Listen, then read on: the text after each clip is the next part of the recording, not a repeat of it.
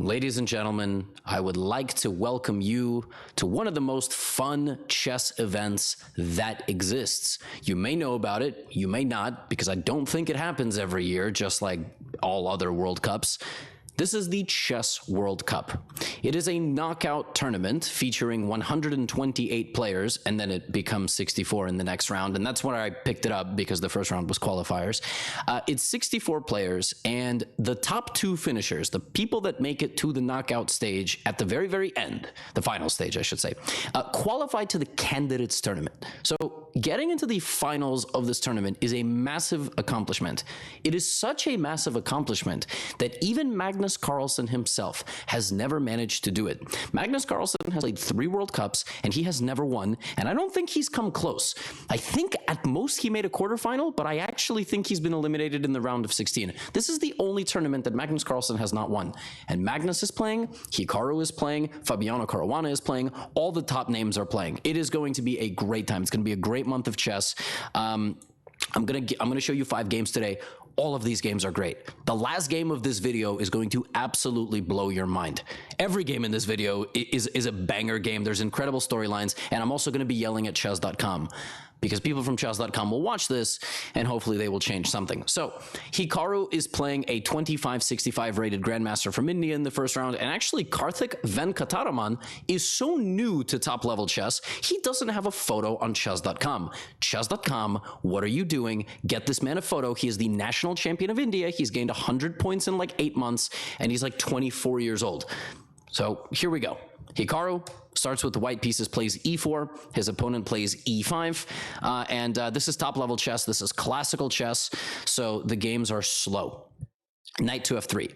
Knight to c6, and we have a mainline Spanish, bishop a4, knight f6, all seen before. Now black could play the open Spanish, which is taking this, or black can play the closed Spanish, which is b5, bishop e7, or black can play b5, bishop c5. This is called the Neo-Arkhangelsk variation, but basically putting the bishop outside of the pawn chain opens up various pinning possibilities. The bishop frequently is getting hit with the center pawns, but the bishop frequently will go back like this. So we have d3. Hikaru chooses one of the many setups against this. The other setup is to play pawn to c3 and try to play this, and this is like a... Technically, it's called the Neo-Arkhangelsk. Just call it the Archangel. It's a cool name. D6, H6, right? So black prevents white from playing bishop g5, and now castles. And this is the position. And the structure of the Spanish and the piece positioning of the Spanish will determine the middle game. So white will either try to expand in the center or on the queen side. Very rarely, white will also try to expand with pawns on the king side, but frequently, white will try to create an attack on the king side with knight h4. The f5 square in these e4, e5 positions is very important, and the bishop is going to play a more active role rather than the more traditional kind of closed classical one on e7. So, rook to e1. Rook to e8. Hikaru rotates the knight to the king side. We already talked about this. Knight a5. He does not want to trade the bishop. Karthik takes some space in the center with c5, and now we see h3 and knight to h4. Karthik is basically just doing what you're supposed to do. He's taking as much central space as possible. The bishop, again, traditionally is over there, so this is kind of the interesting point. Maybe he will expand on this side of the board. We're going to see who's going to push the pace. King to h7. Useful move. Taking a little bit of kind of control of the light squares. Maybe he's going to create an attack of his own. Hikaru plays knight to f5, and now Karthik offers a trade of knights, which is a very logical decision. Hikaru takes the knight, queen takes, and now the bishop goes to e3. And the bishop is basically arguing, I'm better than that bishop, okay? I'm better than that bishop, and white is going to try to maybe play d4, maybe play f4, maybe play queen f3 and bring the rook. Maybe still a4, b4 is a possibility. King to g8 is played here by Karthik, which is a logical move. Now here I really like queen f3, a4 is another plan, but Hikaru plays f4. f4 is a very interesting decision. It is yet another way forward. All of those ways forward could have led to 3 or 4 other ways forward within those ways forward, and now we are talking about the massive, endless tree branch of chess.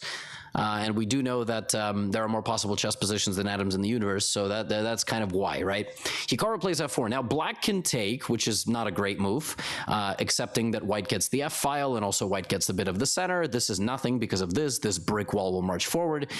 So black doesn't want to take, but black doesn't have to take. Black can actually play rook b8, defending this and preparing this. Black can play queen c7. Black can play d5. Black can just advance on the queen side. And black does, in fact, open up the center with the move d5. That is an insane move. That is a cold-blooded move. That is a sign of a young man who is confident in his chess. He is completely unafraid of playing Hikaru. He blows up the center. E takes d5. E takes f4. Bishop takes. He trades everything off, and it looks like Hikaru is in good shape here because he plays rook e8 check and bishop to d6, and he is completely winning except for one move. The reason why Hikaru is winning here is because he has various threats. If black plays bishop b7, then he is going to trade, play d4 with a discovered attack, and after pawn to g6, he's going to win a pawn. And this is just a completely winning endgame. That is the major idea here. With bishop to d6, it's to play d4. The problem is, black just does this first. And even though Hikaru has very active pieces, and black has not even moved 2 pieces, white is running straight into a brick wall. White has a Ferrari, and there is a brick wall at the end of the road, and he's going too fast. All of this is moving forward as fast as possible, but black plays c4 check, and plays bishop b7. And Hikaru has run into the brick wall. Now he has to trade the pieces. Pawn takes. We've traded, the pressure is still there, the bishop goes back to f1, but now Karthik brings his king, he brings his bishop, and he's just defending everything. He is just a nightmare defensive presence. Hikaru gets into a rook and knight endgame, but it's just not good enough. The rook took 39 moves. This man played Hikaru down a rook. He did not use his rook for 39 moves. Do you understand how impressive that is? He finally activates it, and a couple moves later, pawns start flying off the board. Knight takes pawn was played, because if pawn takes, he would have taken, and then he would have taken on a3. So knight takes c3 is ridiculous, and the idea was effectively, if something like king f2, this is just a draw. This is just a drawn endgame because h4, and you're not going to win this. So I mean, this kid basically, this 20-year-old young man. Hikaru marches him down, trying to beat him in a rook and knight endgame, a rook endgame, and it takes 60 moves, but he defends exceptionally well, and Hikaru tries, but he can't, and ultimately, it's a draw. Hikaru played this game at 99% accuracy, and so did his opponent. Chess.com, put some respect on his damn name and get him. I want the next recap. He better have... Chess.com/players, Karthik Venkataraman better have a photo. And you know what, Chess.com? If he doesn't have a photo, I'm just going to assume it's because nobody has ever taken a photo of him, ever. So Hikaru draws a young man from India, 2565. He was 2470 just about a year ago, and I don't even think he was a grandmaster. So incredible stuff. Can't cover a World Cup without this man. This is his 4th World Cup, and I will once again hammer home the fact that I have made so many videos. I have made so many videos hyping up Magnus Carlsen, but this entire event, I'm going to hype up the fact that he has never won this tournament. So will this be his messy year? Will he win the World Cup finally? Knight f3. He's playing Levant Pansulayev, who's a strong Georgian grandmaster, not like from Atlanta. I'm talking Tbilisi. Georgia has a very strong chess culture, and a lot of their players are actually very good blitz players. Like Pansulaya is really good at blitz and rapid. So is Kuparadze. They have a strong list of players. This is the opening, and black in this position is, Magnus is in one of these spots that he played an offbeat opening. He played this, which is fine, but nothing special. And then here he decided to play c5. He took like this, and this is going to be his way of creating an imbalance. White doesn't have a d pawn, black doesn't have a b pawn, right? So rook d1, rook to d8, queen to d2. Okay. One more thing I should have probably pointed out in the introduction. So a handful of people would have not even made it this far because they have bad attention spans, but you are going to get rewarded. The way you get knocked out of the World Cup is you play a game with white and a game with black. That's how it goes. You play 2 classical chess games. And if it's tied 1-1 because you either beat each other or there was 2 draws, you play rapid. So you play fast, rapid, blitz. They make you punch each other in the face. The last round of breaking the tie is just you strip down, you just wrestle. Just make you wrestle each other like in the mud. Not actually. Knight e8. Well, actually, I don't know. Maybe they updated the rules. Bishop h6, knight c6, and Ponsulaya trades off the dark squared bishops. And now Magnus basically has to win this position. It's a completely dead equal position. You know, Magnus is the rating favorite of some 260 points, 270 points. So he has to win, right? This is his attempt. He plays d5, accepting the fact that advancing in the center could cause him some problems. e3. And now we have the following clarification. This is now a set of isolated pawns for both players. Take, take. And now we trade the bishops. It's rook, 2 knights, queen, 6 pawns per side. Exactly the same pawn structure. When I say exactly the same, that is not an exaggeration. c4, c5. These are on their home squares. These are on their home squares, and this and this. And the kings are castled on the exact same side. And the position, according to the computer, is very, very, very, very slightly better for black. Why? Because he's going to try to remove the knight from the defense of the pawn on c4. So you're going to play this. Ponsulaya goes here, so you can't take the knight with black because the rook takes. And after this, knight takes, now the queen defends the knight. His position looks equal, but this is the best move. It is the only move to try to get an advantage. Literally. The only way to try to get an advantage here is to attack this knight and to make it difficult for white to defend. Why? Because the knight cannot be guarded by the queen because you will go here, right? So knight f3. Queen takes, queen takes. It's now a pure queen and knight endgame, but Magnus is winning a pawn. And Ponsulaya tries to checkmate Magnus, but Magnus wasn't born yesterday, so he defends mate. Ponsulaya plays h4, Magnus kicks out his knight, goes here, and gets to take yet another pawn. But Ponsulaya plays pawn takes g6, and brings his queen back. And Magnus, once again, the only move to try to win this game, giving up the h6 pawn completely, because he wants to probably centralize his queen, move his knight out of the way with something like, you know, first maybe something like this, and push his c-pawn. We have queen b8. Ponsulaya goes for this pawn, and the only way for Magnus Carlsen to win this game, with his pawn hanging, and potentially having to retreat backwards and play defense, he sacrifices his knight. An absolutely brutal lightning strike. If the king tries to avoid taking the knight, there's various checkmates like on f1, and if you take, the idea is not to take this, the idea is to play this. That move pries the king away from the knight, and it also splits white's pawns. When you sacrifice the knight, white now has a poor cluster, and he takes, and that's it. Because in this position, he is not going to take on e3 and win this endgame. He is going queen h1, and he is going to pry the king out of his castle by playing queen e4, marching forward. He could have won with something like f5, but he does it this way. Queen c2, queen a4, and Ponsulaya just doesn't even play on. He doesn't even play on, resigns in this position, and Magnus Carlsen making it look easy. Was there a mate in this position? I don't think so necessarily, because something like he can't play f5 right away, but if something like king g6, you can't take on c5 because there's f5 and then queen f1, and queen e4 is actually, no, queen e4 is mate. Queen f1, there is king e5. It's the sunglasses, can't see anything. Queen e4 is mate. So that was the idea. Magnus wins his first game with the black pieces, making it look real smooth. Real smooth. And he gets a win. But we got some massive storylines. We have a new member of the top 10. We have Fabiano Caruana playing one of the most disgusting preparation lines I've ever seen in my life.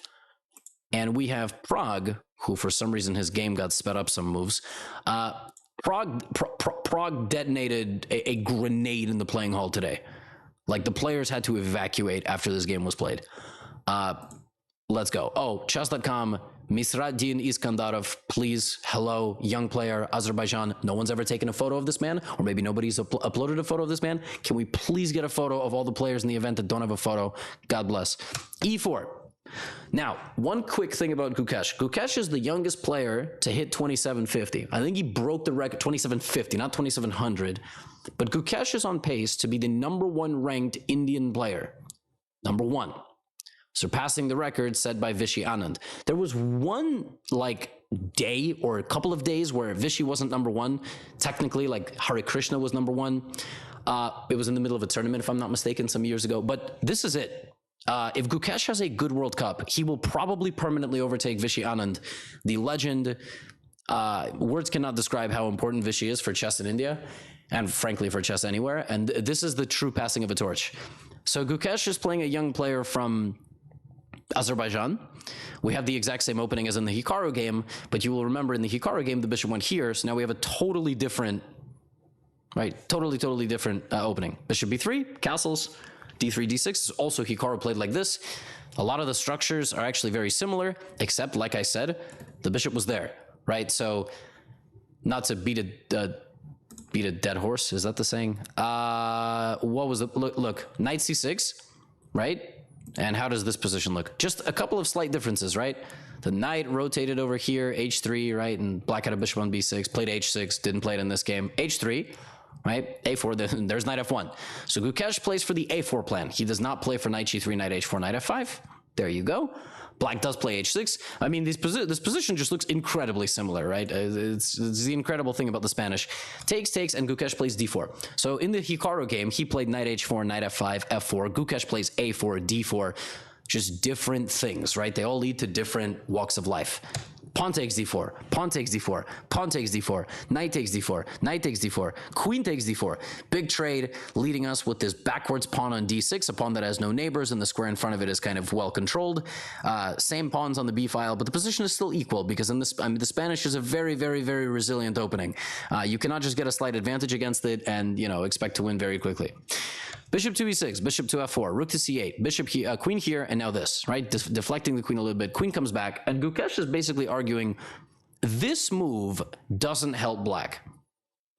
And so if you try to undo the move, I'm now going to target the pawn. And if you go here thinking you're out of the woods, now I'm going to go knight g3, and then I'm going to go here and just try to very slowly outplay you, right?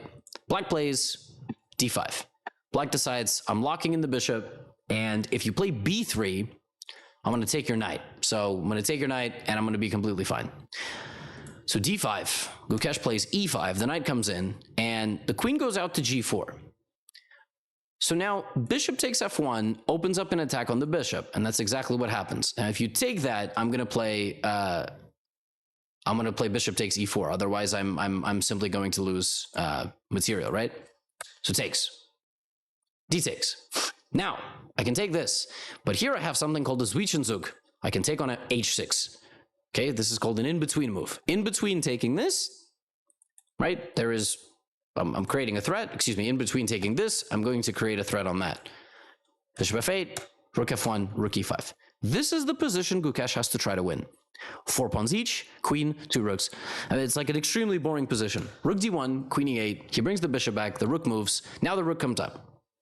Maybe he's going this way, maybe he's going to double, maybe he's going to attack on the 7th rank. Black plays rook c5 to try to trade. Gukesh brings back the rook, does not want a rook trade. Now undevelops his queen, hits the rook, takes the file, but he still doesn't really have much to play for. He decides to go to the 7th rank, right? He's poking. Decides to go to the 8th rank. Decides to go to the 8th rank. Maybe he's gonna double up like this. Black plays king h7 and severely underestimates that plan. Black must have thought he was in serious trouble already, but he actually wasn't. He could have maybe, for example, played queen f6, hitting the rook. And if white did something like this, rook d8, position looks good, but rook d6, nice move. And now you have to trade. You could play rook f8, king f8, maybe bishop c5 and king e7, and I don't know. You can try to apply some pressure from this position, and maybe it'll work. But the position doesn't look too dire. But rook c8, and the way he does it like this, where the king just jumps out of a window and then like throws everything out, it just doesn't work. And I mean, Gukesh just brings all his heavy pieces down, and it was a long grinding fight. But he wins on move 41 because this bishop can't be defended. If you take, there's queen here, and Gukesh wins and is now just 1 rating point away from overtaking Vishy Anand as the #1 ranked Indian chess player, and he will enter the top 10 in the world. He's 1 rating point away. If he wins 1 more game in this World Cup, he is officially the #1 ranked player from India, and he is 18 years of age, I think. 17? He's either 2005 or 2006. I think he's born in 2006. That's crazy. That is, he's 16, 17 years of age. That is And if you thought that was correct, watch what Fabiano Caruana did in this game. Fabiano Caruana is playing Mikhail. I don't know how to pronounce his last name. I'm not gonna lie. I'm looking at it, and I'm in sunglasses, and even if I wasn't, that would be tough. Is it Mikhedlishvili? Is that how you would say that? If there's a Georgian watching, do let me know. Mikhedlishvili, something like that, but it's Mikhail. And he's also one of these strong Georgian players that's also very good at rapid and blitz. In this game, Fabiano Caruana showed how to permanently destroy the London system. Typical London, white playing, going for the pyramid. And there is a line here, this is a new modern line, where white takes on d4, black takes, black takes on d4, white takes back, and then white wants to go here, castle, but black plays knight h5. Black plays this very provocative knight move, breaking the principles of chess, multiple moves in the opening with the same piece, knight out on the edge, and bishop here. And then in this position, normally, historically, people have been defending with g6, but Fabiano plays the knight back to f6, and then he attacks the pawn on b2, and his next move is so stupid. Fabiano creates winning chances against the dry, boring, soul-sucking, lazy London system by playing knight to g8. Fabiano has a lot of fans, okay? His fans just watched him play knight f6 on move 1, knight to h5 6 moves later, knight back to f6, knight back to g8. He has played 11 moves and 4 of them are with the knight, and the knight is on the home square. And I got news for you. He just moved it again. This dude went here, here, here, here, here in the opening. This is like if in a 5-on-5 basketball game, one of your teammates was spinning in circles in the corner. I mean, I'm sure there's grandmasters that think that's how basketball works. They probably don't know much about anything else, okay? Let alone how to tie their own shoes. But the position is still equal. Fabi has played 5 out of 12 of his first moves with the knight, and it's standing on the edge of the board. The idea is to play f6, and the idea is to fight for the light squares from a different angle. And I got news for you. After this trade, that's exactly what he does. And then he develops, and a couple moves later, we have castling. That knight is going to get active, but look, in the meantime, look at Fabi securing c4 for his knight, rerouting his light-squared bishop to e8, playing b6, ugly doubled pawns that cannot make any forward progress, but Fabi defends them both, treats them very well, and covers any infiltration spots on the queen side. Puts his bishop on f7, puts his rook on e8. Here comes that knight. That knight moved five times in the first 12 moves, and then 1 time in the next 12 moves. Bishop goes back to f8, bishop, and now it's gone. Now it's gone, and the doubled pawns are here, the doubled pawns are here. This is an isolated pawn. The position looks absolutely stupid. But Fabi plays g5, plays bishop h5, gets in on the light squares. His opponent tries to do this. It doesn't do him any good. Bishop to e2. Look at this. What a move. Bishop to e2 is when you are on top of an opponent you are fighting, and you put your hand on their face and just keep them there, and there is nothing they can do. White has a dark squared bishop, and white has 1, 2, 3, 4, 5, 6, 7 dark squared pawns. This ain't no bishop. This is a glorified pawn. It's a pawn that grew too much, all right, and grew too much in width, all right? It needs to go to the gym. The bishop on f2 is the dumbest piece I have ever seen. That bishop has no future.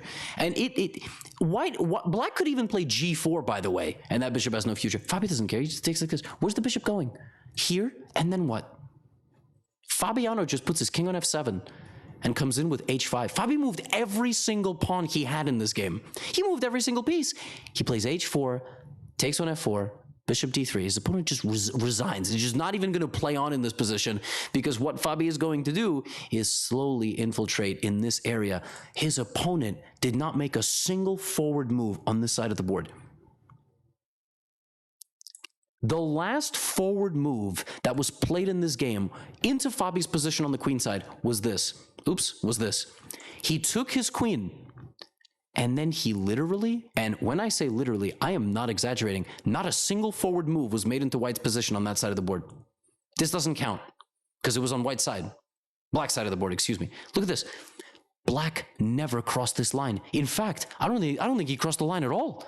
He just never made it. Look at that. He never made it out of his side of the position. How is that possible? White did not make a single move on his opponent's side of the board. That is sick. Oh my God. After his opponent played queen b6, for the next 26 moves, there was not a single move played that challenged Fabiano. And if you're still here, I told you they had to evacuate the playing hall after this game was played. That's not an exaggeration. Maxime Lagarde, which is Maxime Vacher-Lagrave, but from wish.com, not sponsored. I always crack up at how similar their names sound, but Maxime is playing Prague. And Prague is yet another very strong Indian. There was 3 Indians featured in this video. That's how you know the future of India is very bright. Bishop b5, and now we have knight e7. This is called the Cosio. This is one of the ways to play against the Spanish. It's not usually played because it's not considered very good. Like, you could play the other lines. This is considered slightly inaccurate, but totally decent opening. White plays d4. Black takes, kicks out the bishop, and then offers an exchange of queens. One of the ways to play here is to back up with the queen to d3, and then try to play f4, maybe try to castle. Black plays bishop e7.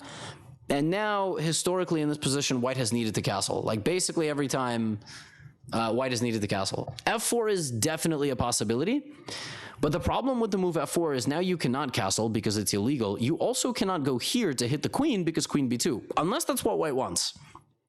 So black castles, and now we have h4, right? So Lagarde is thinking a lot, right? f4 is not prep, okay?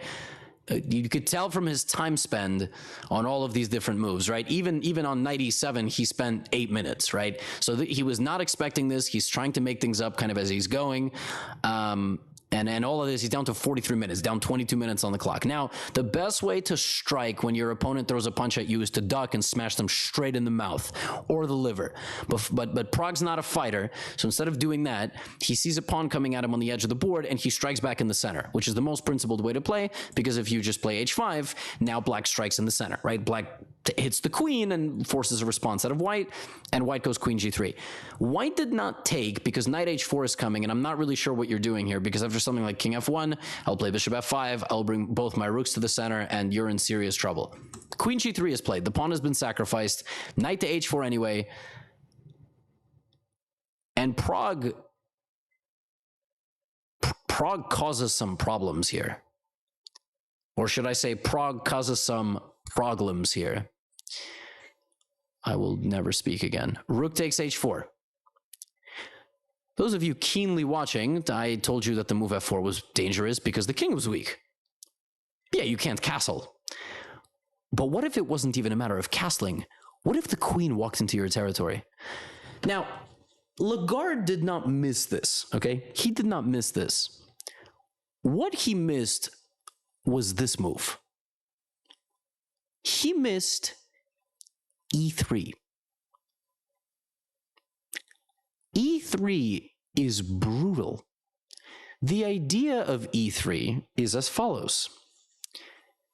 Queen f2 check. Take, pawn takes, and then bishop takes h4.